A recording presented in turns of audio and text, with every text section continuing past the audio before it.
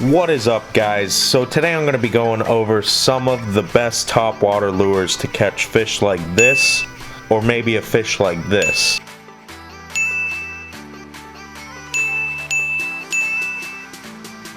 You guys get the point. So in order to do this, we're going to have to start right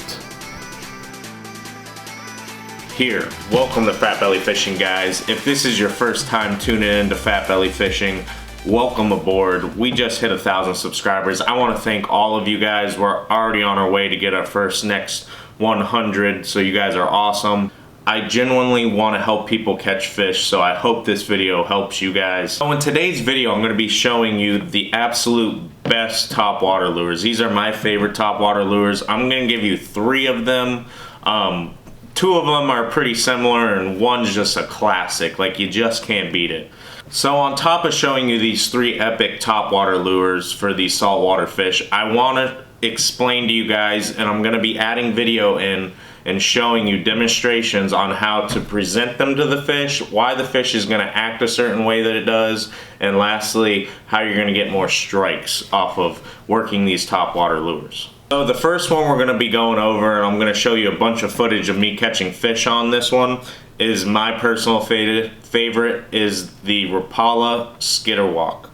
So the Rapala Skitter Walk I came across while I was snook fishing, and it just turned into my absolute favorite bait to throw. You can get them at Walmart, Bass Pro, wherever you shop. They're a very big name brand. Guys, I'm throwing the sauce this morning. If you don't know what the sauce is, it's a bone color in the Skitter Walk by Rapala. There we go. What was I talking about, the sauce?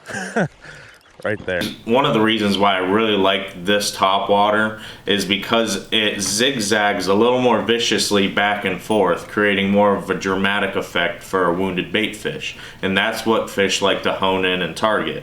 So one thing I really like about this Skitter Walk topwater is that you don't have to replace the hooks on them. I have tried and tried with these fish and have never had a hook bend on me, never break on me. They're extremely sharp. As you guys can see, I've caught in monster redfish on them. That redfish and this Skitter Walker, hooks are still intact. That's incredible.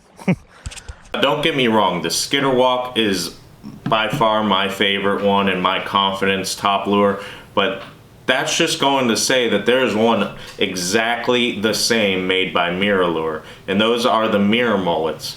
As you guys can see right now, they look identical. Same shape, almost the same size.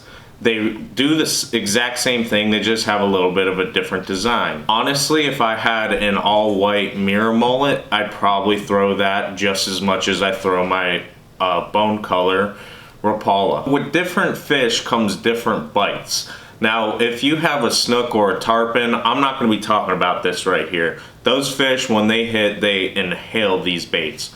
So redfish and trout hit completely differently the majority of the time. So a lot of times when you catch a redfish, look what set of hooks you hooked them with. The front hooks or the back hooks on your topwater lure. The majority of the time it's going to be the back hooks, because redfish's mouths are on the bottom, so when they're following this bait, they have to get on top of it, causing them to grab the back hooks.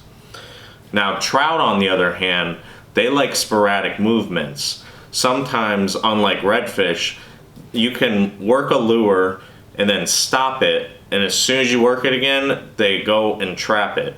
And a lot of times you'll hook trout on the front treble hook, unlike the redfish. You guys will see right here, I do this and the trout hits it not even a second after I stop it.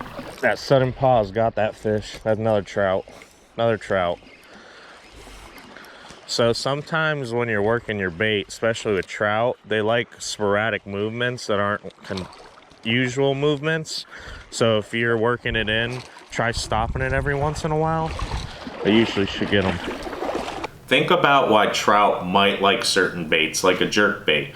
So when you're throwing a jerk bait, that bait is going up and down in no specific pattern, just flying around aimlessly. Now, think about doing that with your topwater. Work it in constantly, but every once in a while, maybe the second or third cast, pause it here and there on the way in. Now let's think like a wounded bait fish. You just saw a fish miss it, or you just saw a fish wake.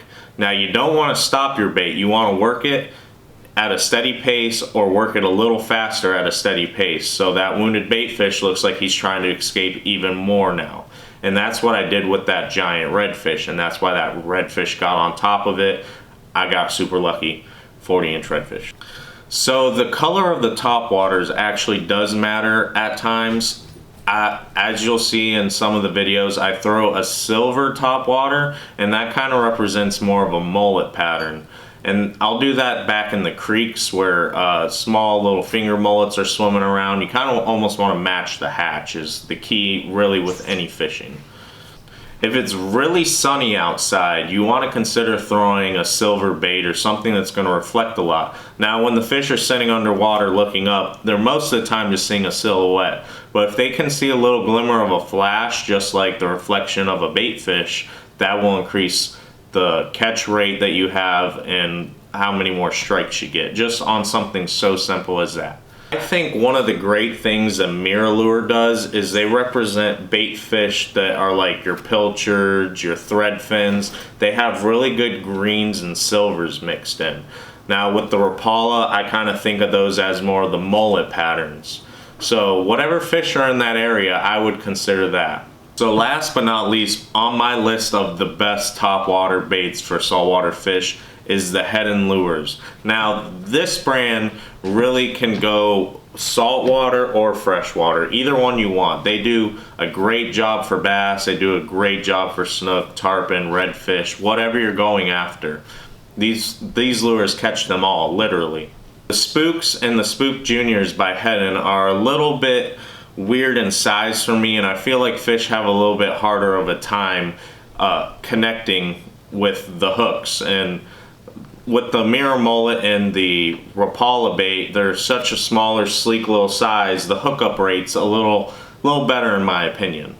Now don't get me wrong, I throw all three of these topwater lures at any given time, and I love all of them.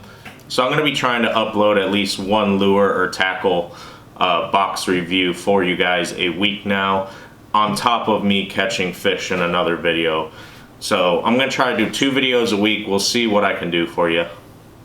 Thank you guys for watching. Please consider subscribing, and I really appreciate all of you that tune in.